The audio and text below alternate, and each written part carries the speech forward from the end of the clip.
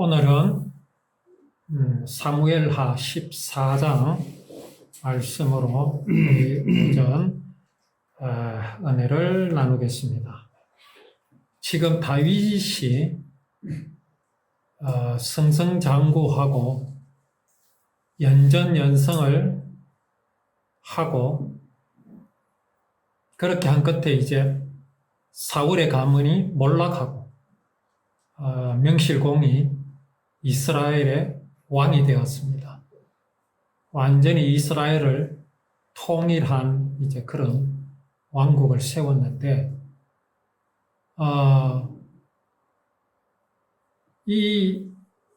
더 이상 이제 부러울 것이 없는 그런 다윗이 욕심이 생겼지요.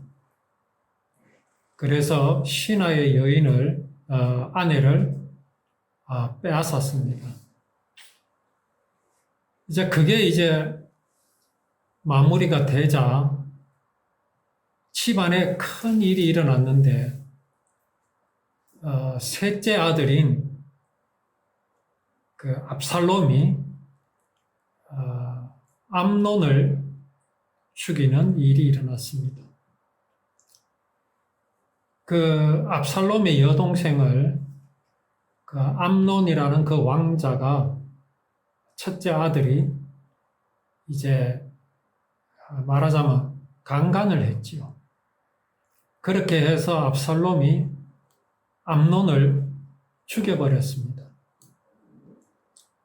압살롬과 암논 사이에는 서로 사랑이 있을 수도 있고 또 없기도 합니다. 둘은 형제지간이잖아요. 형제지간이지만은 엄마가 서로 다릅니다. 또 설령 엄마가 같다 하더라도 형제지간은 피 터지는 싸움을 해야 될 경우가 있으면 하게 됩니다. 이렇게 두 아들이 있는데 아버지인 다윗의 마음은 어떻습니까? 범죄를 저지른 암논을 향한 마음이나 또 그 암논을 죽인 압살롬을 향한 그 마음, 아버지의 마음은 똑같습니다. 누구를 더 특별히 사랑하고 누구를 또 미워하고 하는 마음이 없습니다. 그것이 아버지의 마음입니다. 그래서 다윗은 그 압살롬을 향하여 마음이 간절하였다고 지난 그 13장 마지막 절에 그렇게 말씀을 하십니다. 다윗 왕의 마음이 압살롬을 향하여 간절하니, 그렇게 말씀을 기록하고 있죠. 이게 이제 하나님 마음입니다. 하나님께서 그 하나님의 마음을 우리들에게 표현하실 때에 흔히 이제 비유로 말씀하시는데, 그 아버지의 사랑, 어머니의 사랑, 그 부모의 사랑으로 하나님의 사랑을 표현하십니다. 그래서 우리는 이 다윗의 그 마음이 압살롬을 향하여 간절하다, 이것을 볼 때에 사실 우리가 이해하기가 쉽지 않습니다. 어떻게 저렇게 자기 형을 죽인 그 아들을 향하여 마음이 간절할 수 있을까? 그러면 다윗은 압살롬을 향하여만 간절하겠습니까? 그렇지 않습니다.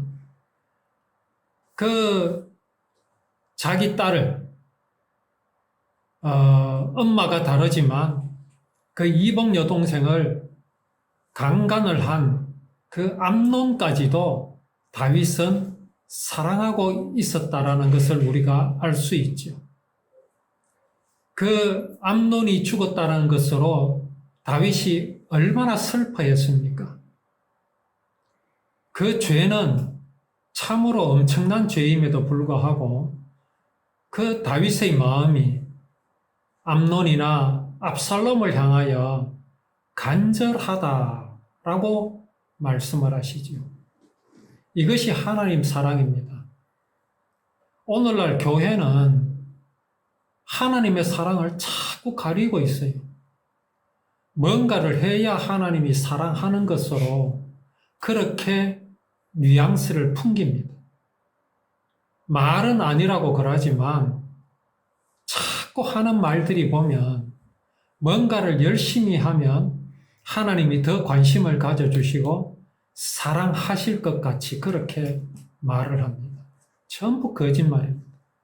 하나님의 사랑은요, 일방적입니다. 다윗이 압살롬을 향하여 또 다윗이 암논을 향하여 간절한 마음처럼 하나님의 마음이 지금 그러하다 하신 것을 알아야 합니다. 하나님을 믿는 우리만을 향하여 그러지 않습니다. 오히려 하나님은 아직도 하나님의 사랑을 마음에 영접하지 않는 그런 사람들을 향하여 더욱 간절하시다라는 것을 우리는 오늘 여기 다윗의 이 마음을 통해서 분명히 알아야 합니다. 자, 이것을 누가 눈치를 챘느냐 하면 요압이 눈치를 챘습니다. 자, 요압이 눈치채기를 어떻게 눈치를 챘겠습니까? 과연 요압은 다윗의 그 압살롬을 향한 마음이 어떠한 마음인지 정확하게 알았을까요? 자기가 볼 때는 다윗이 요압을 향해서 정말 간절한 걸 볼 때에 요압이 당장 아버지께로 돌아와야 될 것이라고 그렇게 생각을 했습니다. 자, 이러한 것이 바로 뭐냐 하면 아버지의 마음을 압살롬에게 전할 수 있는 매개체입니다. 자, 오늘날 세상을 살아가는 많은 사람들이 과연 하나님의 마음이 어떠한지를 알고 있을까요? 자, 지금 압살롬은 아버지 곁을 떠난 탕자와 같습니다. 지금 압살롬은 그 술이라는 곳으로 갔지요. 그 술.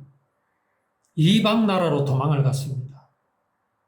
거기에서 살고 있습니다. 자, 그렇지만 압살롬은 항상 누구를 생각하겠습니까? 아버지를 생각합니다. 그러나 압살롬은 돌아오기가 두렵지요. 아버지께로 갈 수가 없습니다. 왜 그렇습니까? 아버지가 자신을 향하여 어떤 마음을 갖고 있는지를 알지 못하기 때문에 그렇습니다. 탕자가 아버지를 떠났지요. 왜 떠났겠습니까? 자기에게 돌아올 그 분깃, 그 상속될 것을 돌라고 졸랐습니다. 미리 주세요. 졸랐지. 왜? 내가 세상을 살아가다 보니까 나도 아버지같이 될 수 있다라는 자신감이 있었기 때문에 그렇습니다. 내게 돌아올 그런 분깃이 내게 손에 주어지면 나는 이걸 가지고 가서 장사를 해서 아버지보다 더 부자가 될 수 있다. 더 잘 살 수 있다. 라는 생각이 있었기 때문에 그랬던 겁니다. 이게 오늘날 사람의 마음입니다. 사람은요, 능히 하나님과 같이 될 수 있다라는 신념을 가지고 있습니다. 그게 사람의 죄지요. 그렇게 해서 탕자는 아버지를 떠났지만 어떻게 됐습니까? 결코 아버지와 같이 살 수가 없었습니다. 아버지같이 될 수가 없었습니다. 모든 걸 탕진해버렸습니다. 창녀들과 놀아났습니다. 알거지가 되어버렸지요. 자, 아버지께로 돌아가자니 부끄럽기 짝이 없습니다. 아버지께로 돌아가자니 아버지의 진노한 얼굴이 떠오릅니다. 갈 수가 없지요. 그게 정확한 판단입니까? 탕자의 정확한 생각입니까? 그렇지 않습니다. 탕자의 생각과 달리 탕자는 어떤 생각이었습니까? 지금 아버지께로 돌아갈 수 없다 이거죠. 그의 생각은 뭐였습니까? 내가 차라리 아버지께로 가서 아버지라 부르지 않고 아들이라 하지 않고 이제는 종이라 할 것이라 그래 생각했잖아요. 근데 그것은 아들의 생각이었을 뿐 아버지는 그렇지 않았죠. 아버지는 어떻게 하고 기다렸습니까? 이미 용서를 다 해놓고 기다렸습니다. 압살롬이 지금 그렇습니다. 압살롬은 아버지께로 돌아가기가 두렵습니다. 아버지가 어떻게 하실지 알 수가 없습니다. 아니, 알지요. 어떻게 하시리라고? 내가 가면은 반드시 징계를 받을 것이다. 죽을 것이다. 죽을 것이다. 그러니 돌아갈 수가 없지요. 그런데 그건 누구의 생각입니까? 아버지의 생각이 아니고 압살롬의 생각입니다. 그런데 아버지의 생각을 알고 있는 사람이 있는데 그가 누굽니까? 요압이었습니다. 요압. 요압은 압살롬의 아버지 다윗의 마음을 너무나 잘 알았습니다. 압살롬에게 그것을 전해주고 싶습니다. 너는 돌아오라. 아버지는 너를 기다리고 계신다. 너를 향하여 마음이 간절하다. 자, 이것을 이제 누구에게 전해줘야 됩니까? 요압에게 전해줘야 되죠. 이걸 이제 복음이라고 그럽니다. 복음. 전하는 행위를 전도라고 하지요. 자, 이제 요압이 다윗의 그 마음을 더욱 정확하게 알고 또 다윗으로 하여금 압살롬을 친히 부르게 하기 위해서 어떤 면에서는 요압이 다윗을 도와주기 위한 방편이라고 할 수도 있습니다. 다윗은 압살롬을 부르고 싶지요. 그런데 이 왕이라는 자리가 어떻습니까? 아무리 왕이라고 할지라도 이건 정치잖아요. 정치라는 것은 한 사람이 잘한다고 되는 게 아닙니다. 조선시대 왕들도 자기 마음대로 원했습니다. 왕권을 유지하려면 혼자 힘으로 되는 게 아닙니다. 자기를 도와주는 사람이 있어야 합니다. 그냥 내 마음이 압살롬을 사랑하고 용서하였다고 해서 불러들일 수 없지요. 그래서 요압이 나서는 겁니다. 가장 측근이 요압입니다. 자, 그래서 이 요압이 나서서 우리의 마음은 당신의 종들의 마음은 이러합니다라는 것을 이제 알려주기 위해서 다윗을 이제 찾아갑니다. 그런데 직접 찾아가는 것이 아니라 한 여인을 불렀습니다. 그 여인이 지혜로운 여인이다라고 말씀을 하십니다. 지혜로운. 그래서 그 여인을 불러서 다윗에게 말을 전하게 하는데 어떻게 합니까? 상복을 입고 그렇게 다윗에게로 가라고 합니다. 자, 그렇게 해서 이제 여인이 다윗을 찾아갑니다.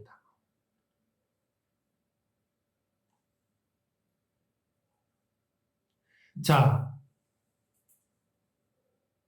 그 여인에게 요압이 자기가 해야 될 말을 입에 넣어 주었다라고 그렇게 말씀에 표현을 하십니다.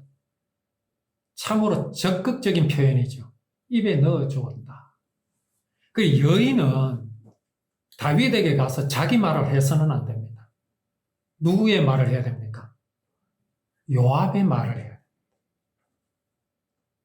자, 요압의 말을 앵무새 같이 이야기해야 되는데 그렇다면 지혜로운 여인이 뭐 필요합니까? 아무나 시키면 되지. 이 참 이상하지 않습니까? 왜 지혜로운 여인이 필요합니까?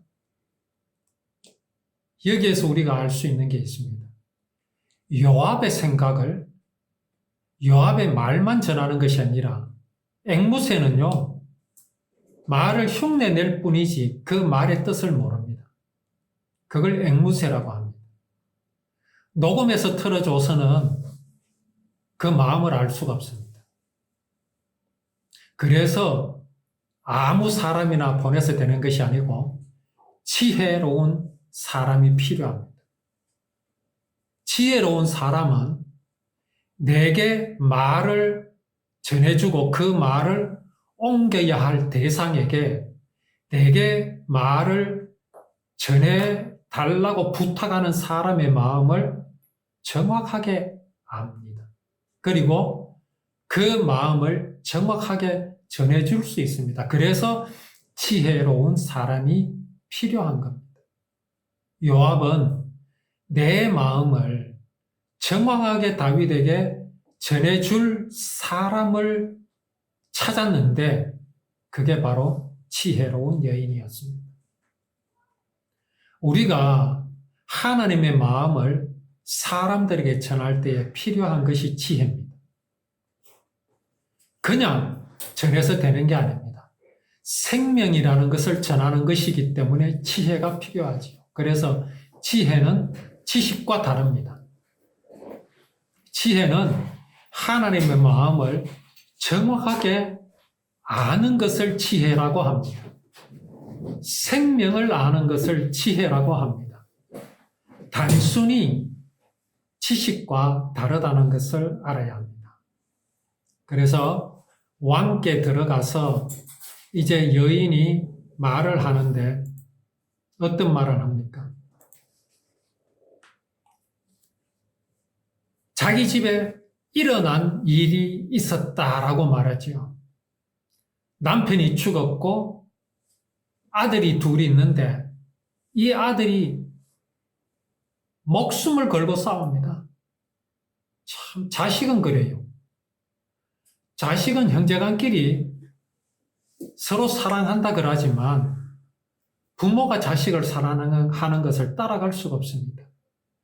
아까 다윗이 암논을 향한 마음이나 또 그 압살롬을 향한 마음이 똑같았듯이 이 여인의 마음도 똑같습니다. 아들이 둘 있는데 그중 아들 하나가 다른 아들 하나를 죽였습니다. 그러면 어떻게 해야 됩니까? 죽은 아들은 불쌍하고 살아있는 아들을 죽여버려야 하겠죠. 저런 나쁜 놈이 어디 있겠습니까? 그러나 여인의 마음은 어떻습니까? 엄마의 마음은 어떻습니까? 죽은 아들이나 죽인 아들이나 여인에게 있어서는 똑같은 아들입니다. 왜? 내 생명을 이어받았거든요. 하나님이 세상의 모든 사람들을 똑같이 사랑하시는 이유가 바로 여기에 있습니다. 자, 그렇게 해서 형이 동생을 죽였는데 동네 사람들이 뭐라고 합니까? 그 죽인 아들을 내놓아라 그러죠. 내놓아라. 그러니까 이 여인이 생각할 때는 그렇게 되면 여인은 소망이 없어지는 거죠. 이걸 어떻게 하면 좋겠습니까? 자, 그렇게 이제 하소연을 하니까 왕이 뭐라 그럽니까? 여인에게 이르되 네 집으로 가라. 내가 너를 위하여 명령을 내리리라. 자, 이 말은 뭡니까? 자기 아들이 하나는 형의 손에 죽었고 나머지 하나는 동네 사람들의 손에 죽을 형편이 됐지요. 동네 사람들은 왜 그 남은 아들 하나를 죽이려 합니까?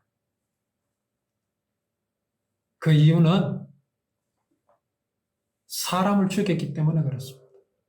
율법에 의하면 그런 사람은 돌로 쳐 죽여야 합니다. 자, 그래서 반드시 죽을 수밖에 없습니다. 그렇게 되면 여인은 어떻습니까? 소망이 없습니다. 대가 끊겨버립니다. 남아있는 재산도 전부 몰수가 되어버립니다. 자, 이거를 어떻게 해야 되겠습니까? 여인의 입장에서는 방법이 없습니다. 물론 이 말은 여인에게 실제 이런 일이 없었습니다. 요압이 어떤 비유로 말하기 위해서 이런 일이 있었노라고 말하게 한 것입니다. 그러나 지금 이 말대로 보면 남은 한 아들은 살 수가 없습니다. 여인은 두 아들을 다 잃게 되는 겁니다. 무엇이 이걸 막을 수가 있겠습니까? 그런데 왕이 뭐라고 말합니까? 내 집으로 가라. 내가 너를 위하여 명령을 내리라. 왕이 나서 주겠다고 말합니다. 자, 우리의 형편이 바로 그 큰 아들의 형편입니다. 정말로 살 수가 없습니다. 우리의 형편이 여인의 형편입니다. 모든 것을 잃게 되어서 우리가 하나님께로부터 받아야 할 상속이 있는데 그 모든 상속이 탁 사라져 버립니다. 그런데 누가 나서줍니까? 왕이 나섭니다. 왕이 나서는데 누가 이것을 부인할 수 있겠습니까? 왕이 나서주는데. 이것이 하나님께서 우리를 구원하신 복음의 원리입니다. 하나님은 이렇게 다윗의 삶과 또 성경의 그 역사들을 통해서 구석구석 하나님께서 우리를 어떻게 살리셨는지를 이런 비유들을 통해서 이스라엘의 삶, 다윗의 삶을 통해서 우리에게 보여주십니다. 이 말을 들은 여인의 마음은 어떻겠습니까? 이걸 보고 생명을 얻음이라 그렇게 말하는 겁니다. 이제 오후에 또 우리가 이 복음에 대해서 계속 말씀을 나누도록 하겠습니다.